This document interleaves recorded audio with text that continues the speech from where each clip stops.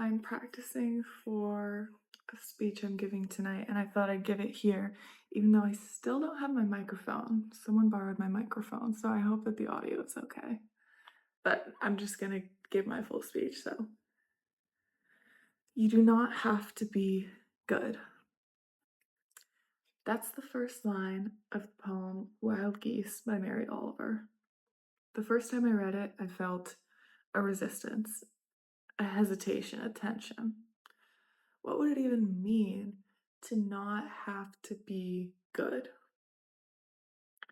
I'm someone who can very easily slip into feeling like I'm not doing enough, or I'm not doing things well enough, or I'm doing the wrong things, or I'm simply just failing at life. This poem argues against those thoughts. Let's read it together. You do not have to be good. You do not have to walk on your knees for 100 miles to the desert repenting. You only have to let the soft animal of your body love what it loves. Tell me about despair, yours, and I will tell you mine. Meanwhile, the world goes on.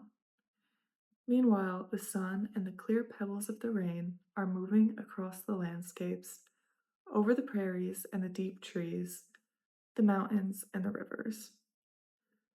Meanwhile, the wild geese, high in the clean blue air, are heading home again. Whoever you are, no matter how lonely, the world offers itself to your imagination, calls to you like the wild geese, harsh and exciting, over and over announcing your place in the family of things. In my mind, this poem chips away at three big beliefs: that you have to figure out life alone, that you have to be perfect to be worthy, and that your suffering isolates you. Let's go back to that first verse. You do not have to be good. Is this jarring to anyone else? I imagine it's pretty shocking for many of us who grew up constantly striving to be better, feeling like we had to prove our worth to repent.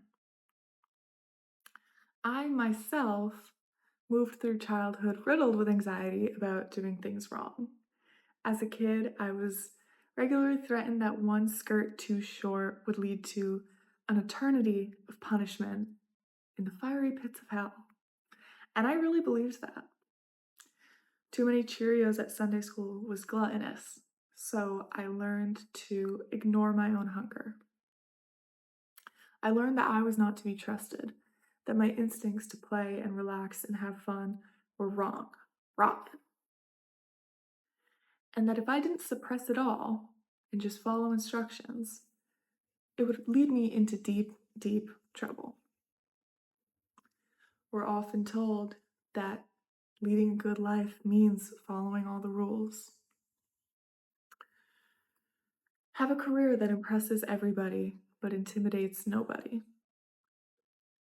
Don't be overconfident, but don't bother people with your insecurities either. Never be lazy enough to actually relax, but keep your bubbling stress symptoms a secret. Invest in your 401k or your Roth IRA, Bitcoin maybe. I don't know what the rules are nowadays. I don't keep up as much. Are people still doing keto? I'm not sure. My point is, none of that is really relevant to a peaceful inner world. Mary Oliver is on the same wave. Instead of moral perfection, she encourages us to embrace our instinctive humanity, or as she puts it, the soft animal of your body. When I listen to my instincts, my heart, I hear that the things that matter are completely different than any of those rules. Laughter, connection, expression, exploring my interests without needing to excel at them, enjoying the world around me, taking a nap when I'm tired, just doing what feels right to me.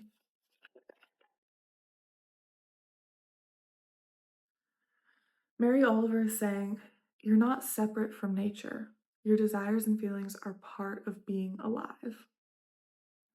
Once the shame is knocked down a notch, she says, "Tell me about despair, yours, and I will tell you mine." This is an offering for connection.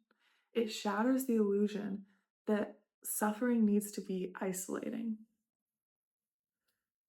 Even as we suffer, the world continues to be beautiful. The sun and the clear pebbles of the rain still move across the landscapes. We all have bruises, and we understand each other better for them. In the poem, the wild geese above symbolize the universe continuing to include you, whether you deem yourself worthy or not. The wild geese don't question whether they deserve to belong in the sky. They simply follow the direction they feel deep in their bones. You do not have to earn belonging. You already belong to the living world. Your humanity is enough. Your pain is shared. Nature already accepts you. Let's read the poem again, one more time for good measure. You do not have to be good. You do not have to walk on your knees for 100 miles through the desert repenting. You only have to let the soft animal of your body love what it loves. Tell me about despair, yours, and I will tell you mine. Meanwhile, the world goes on. Meanwhile, the sun and the clear pebbles of the rain are moving across the landscapes, over the prairies and the deep trees, the mountains and the rivers. Meanwhile, the wild geese, high in the clean blue air, are heading home again. Whoever you are, no matter how lonely, the world offers itself to your imagination, calls to you like the wild geese, harsh and exciting, over and over announcing your place in the family of things. We don't have to scratch and claw and strive and grind to earn our place in this world. We already belong in the great family of things. That's the speech, that's the talk. I'm not even gonna lie, I fumbled at some points just now, and that tells me I gotta prep a little bit more, and that's okay, we have time. But overall, I think it's solid. I think I'll probably watch this back and realize this. I'm already realizing I think there are certain points where I want to be more like punchy. Like I wanna, if I'm saying like one skirt too short would earn me an eternity in hell. Like I kind of want to mimic that voice more and be like more expressive with it and be like one skirt too short instead of just being like one skirt too short. I feel like I have these points where I want to like be more illustrative, and that's what I have been working on with speaking recently. I feel like 6 months-ish ago, I was just learning how to talk. I was just learning how to get my words out and speak confidently and sound a basic level of competent. Now, I'm not as worried about sounding confident and getting my words out. I'm more worried, or not worried, but I'm more interested in being entertaining and being really expressive and making things a performance, a show.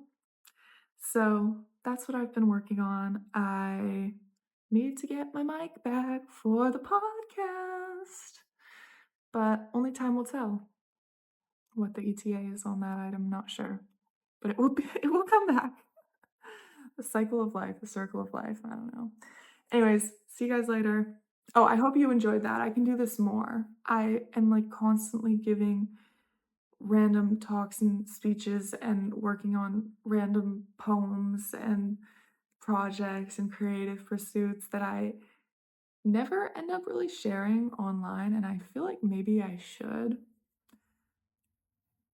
Maybe I want to. I don't know if I should, but maybe I want to.